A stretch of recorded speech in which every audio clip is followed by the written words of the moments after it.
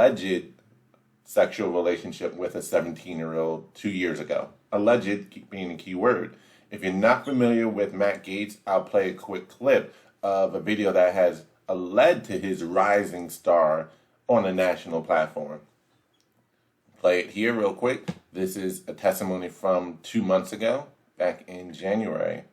From big media, big tech, and big egos, from congressional leaders on both sides of the aisle. Before the rioters tore through that glass, Speaker Pelosi stood at that rostrum and tore through the president's State of the Union speech, inciting anger, resentment, division. I denounced political violence from all ends of the spectrum, but make no mistake, the left in America has incited far more political violence than the right. For months, our cities burned, police stations burned, our businesses were shattered, and they said nothing. Or they cheerled for it, and they fundraised for it, and they allowed it to happen in the greatest country in the world. Now, some have cited the metaphor that the president lit the flame. Well, they lit actual flames, actual fires, and we Time put them out. expired. There will be order in the House. That's it. That is one of the recent videos, his testimony that brought him to fame, and or brought him on the national stage. Yes, he spoke at the RNC. He also recently spoke at CPAC. And he's actually been calling the left out, calling out big media, calling out mainstream media, and calling out those in Congress for everything their part in the divisiveness of this country. Because I honestly do feel as though we're at the point where a peaceful divorce is the only option left. Coexistence doesn't seem to be allowed now in this society of an extreme cancel culture and a side that is dead set on the idea that they won the war. And so they control the narrative of what's real, what's not. And anyone who doesn't fit within that official narrative will get silenced, will get canceled, and or attacked and removed from positions. We've seen that with U.S. Congresswoman Marjorie Taylor Greene of Georgia being actively removed from any and all committees from her newly elected role, more or less denying people of Georgia representation in the House of Representatives, at least in some of these committees, because of things she said that they didn't agree with. You see them coming after Florida Governor Ron DeSantis now because he opened up Florida back in September. Now, by the time some of you are watching this is today, March 31st. So tomorrow will be April the 1st. So it's going on 7 months since Florida has been completely open. They rescinded any state level restrictions, mask mandates, restrictions on businesses, and they have not been doing that bad, actually, and have been a detriment to the argument for the need for more government. So they're coming, and so it was trending on Twitter yesterday, Death Santas, Florida COVID, and now they're coming after, they got their sights on another rising star, Matt Gaetz. So CNN, and I believe the story was actually broken by the New York Times, but CNN seems to be reporting on the alleged relationship that Matt Gaetz is completely denying. So here we have story, Representative Matt Gaetz denies relationship with 17-year-old and claims extortion attempts.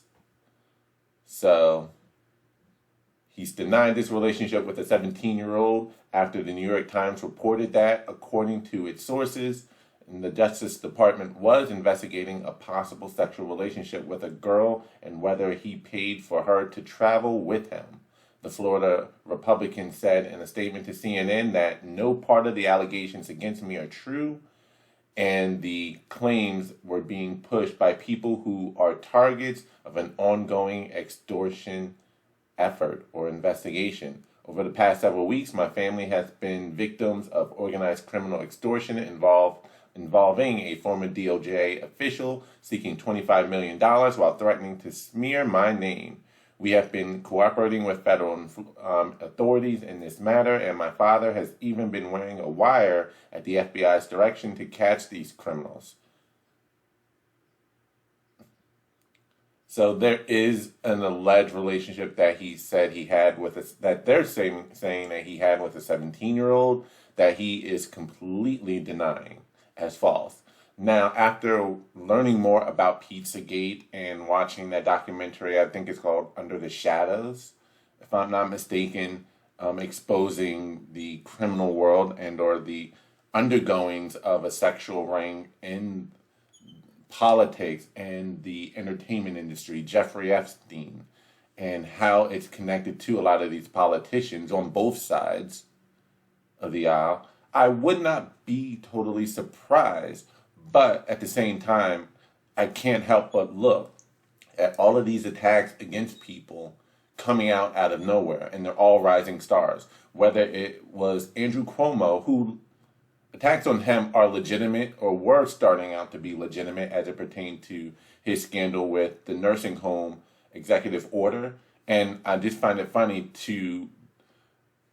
and I'll probably talk about that in another video. I honestly feel as though they're using these sexual allegations against Andrew Cuomo to distract from the fact that he ordered sick COVID patients, people who were still sick with the virus, with the COVID-19, forced them back into nursing homes. We're not saying, okay, these are individuals who were positive at one point, got sick, were sent out and or taken out and transported to a hospital.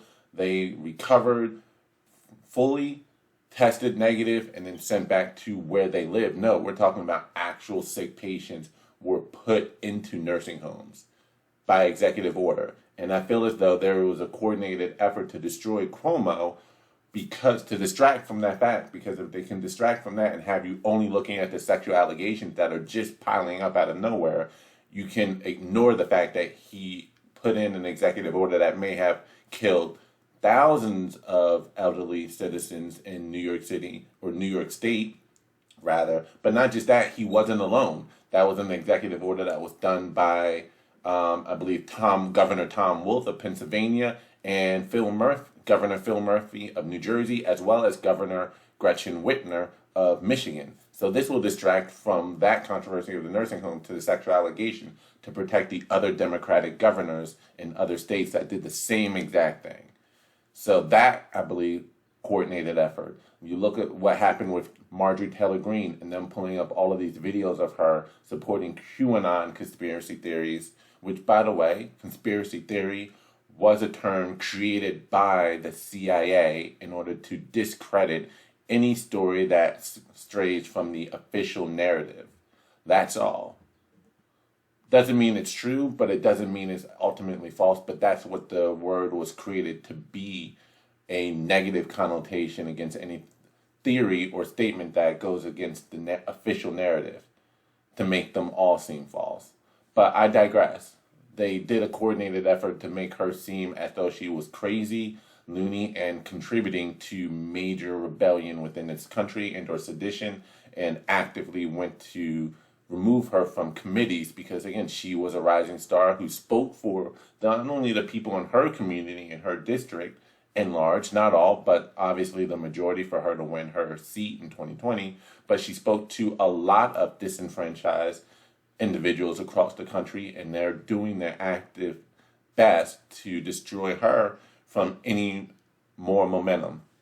They did it trying to do it with Ron DeSantis right now, with false allegations of undercutting COVID numbers, and now they're trying to destroy Matt Gaetz, another charismatic leader who's spoken out against what's going on in the mainstream media, big tech, regarding everything going on this past year. You heard him in the video call out those who actually helped light the flames that burned cities across the country, actually supported and even bailed out individuals who were committing arson, destroying buildings, destroying property, and also harming individuals during the riots of 2020 over George Floyd's situation, Rayshard Brooks, among others. And they said nothing, they encouraged it, and yet when a rousal occurred at the nation's capital on January 6th, they all of a sudden cried foul, like, holy crap. But he's calling them out. He's speaking for a large number of people, and as a result, he's gaining a lot of traction as a force to be reckoned with come 2024. And they're actively doing their part to destroy anyone that will challenge the establishment plans of keeping and securing Kamala Harris in the White House. So that's my story. I want to know your comments. Leave them, your thoughts in the comment section below, please. And don't forget to like this video, comment on this video, share this video, and subscribe to my channel. This is Bruce the Boss Brooks, and I'm out. Peace. Peace.